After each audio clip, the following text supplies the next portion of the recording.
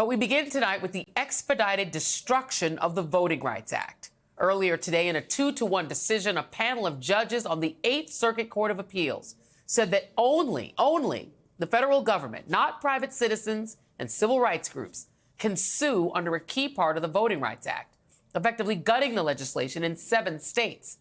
The decision upheld a lower court ruling. The case sought to challenge Arkansas lawmakers' redistricting in the state, where the Republican-controlled legislature drew 11 majority black districts in the state's 100-seat House of Representatives. The state is 16% black. For now, individuals in Arkansas, Iowa, Minnesota, Missouri, Nebraska, North Dakota, and South Dakota will have to rely on their politically elected attorneys general. And we know how that goes. The impact of this decision cannot be understated. What this panel is effectively saying is that nobody but the attorney general for the state or the country has standing to fight a Voting Rights Act violation. As NBC News puts it, the vast majority of claims are brought by private citizens and civil rights groups who foot the bill for time-consuming litigation to protect voting rights. The Department of Justice, with limited staff and resources, typically brings just a small fraction of the cases that are fought nationally. To make it even clearer, according to these judges, the NAACP, the League of Women Voters, the Native American Rights Fund, the ACLU, the League of United Latin American Citizens, and so many more have no right to sue on behalf of the people. What is the logic? Well, according to the majority of those judges, who sound like every other Federalist Society judge crowing about originalist text, when Congress wrote and amended the Voting Rights Act, they never clearly stated that private parties have a right to sue. In their majority opinion, the Trump and Bush appointees write, if the 1965 Congress clearly intended to create a private right of action, then why not say so in the statute? If not then, why not later, when Congress amended Section 2? By their estimation, even the Supreme Court was flawed in hearing cases brought by these private plaintiffs, a point the lone dissenting judge made.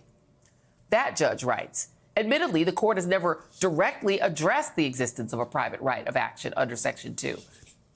However, it has repeatedly considered such cases, held that private rights of action exist under other sections of the VRA, and concluded in other VRA cases that a private right of action exists under Section 2. Let's just be clear. This ruling is a massive upending of past decisions, or in legal jargon, precedent. In this country for decades, and through more than 400 cases, the courts have found that the right to sue by these private groups has been assumed. As the Supreme Court recently showed us, do not assume anything with the activist judges. Most of them told us that they believed in stare decisis, that lovely term to describe judicial reverence for precedent. But they didn't actually practice it, given the reversal of Roe v. Wade. There's probably another reason these judges were gutsy enough to ignore decades of precedent, and it is buried in another Voting Rights Act case that came before the Supreme Court. The clue is in the Brnovich versus Democratic National Committee case, which chipped away at the VRA back in 2021. In a concurring opinion written by Justice Neil Gorsuch, he seemingly signaled to the world and other conservative judges a willingness to upend the line of precedent. He wrote, our cases have assumed, without deciding, that the Voting Rights Act of 1965 furnishes an implied cause of action under Section 2. Lower courts have treated this as an open question. And guess who co-signed that idea? You know, Justice Clarence Thomas. And that's where this case is likely headed, to a court that is intent upon bringing about the death of this seminal law. The decision is already having an immediate impact. Just last week, Native people in North Dakota successfully blocked a new map that diluted Native voting strength by drawing map boundaries that cracked apart communities. Because of this ruling, their victory is now reversed, and the unfair map remains in place. Joining me now is Sherrilyn Ifill, former president and director counsel of the NAACP Legal Defense Fund. Sherrilyn will launch the 14th Amendment Center for Law and Democracy at the Howard University School of Law next year. Sherrilyn, my friend, I want you to first let me know, have I been hyperbolic?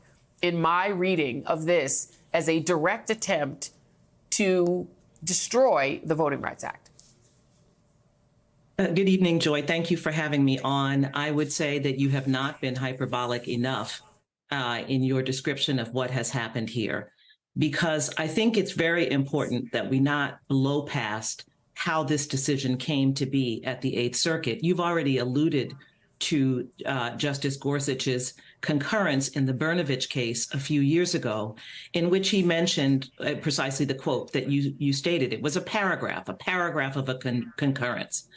And it is from that paragraph that first the district court judge, Trump appointee Lee Rudovsky, decided on his own to raise the question of whether Section 2 provided for a private right of action and provided for the NAACP to sue in this case. So you have a lone district judge, a district judge bound by the decisions of the Court of Appeals, the Eighth Circuit in this instance, and the Supreme Court, taking the words of one justice in a concurrence and deciding to center his inquiry and decision-making on the opinion of that concurrence. Understand what happened in Brnovich. I have no doubt that Justice Gorsuch circulated his draft concurrence to his colleagues. He was not joined by them. That was not part of the majority opinion. It was not even a plurality opinion. It was his opinion. And one district judge understood that to be communicating something and decided to issue this decision. Then it goes to the Eighth Circuit Court of Appeals, and we get this decision 2-1 by David Strauss, another Trump appointee, and by the way, former Clarence Thomas clerk, who enshrines this decision from the district court judge. And I raise all of this, Joy, because this is an upending, an attack on the judicial process.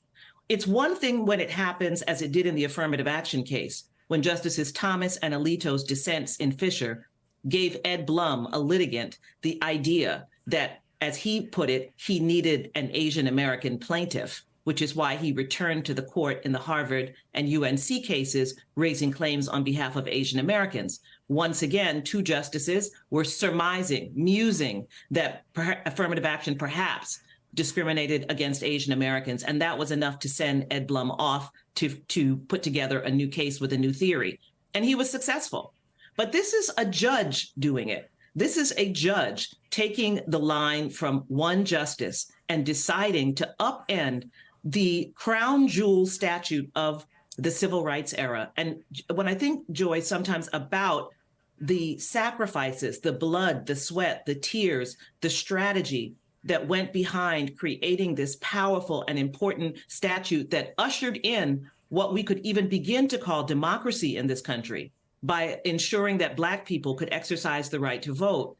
When I think about the smallness of the men who believe that they can, with the stroke of a pen, eliminate the power of this movement, and also eliminate the subsequent decades in which the Supreme Court has had an opportunity to address whether there could be a private right of action and has not, including in cases I litigated before the Supreme Court, Houston Lawyers Association versus Attorney General of Texas in 1991. And the Eighth Circuit had that chance in Jeffers versus Clinton, another case that I helped litigate in the early 1990s. This judge took it upon himself, the district judge, and now the two judges on the Court of Appeals. I commend to people the dissent written by Judge Levensky Smith. He is the chief judge of the Eighth Circuit. He is a Black Bush-appointed judge who I think rightly points out how extraordinary this is and how contrary to the history of the Supreme Court and to the legislative history of the Voting Rights Act.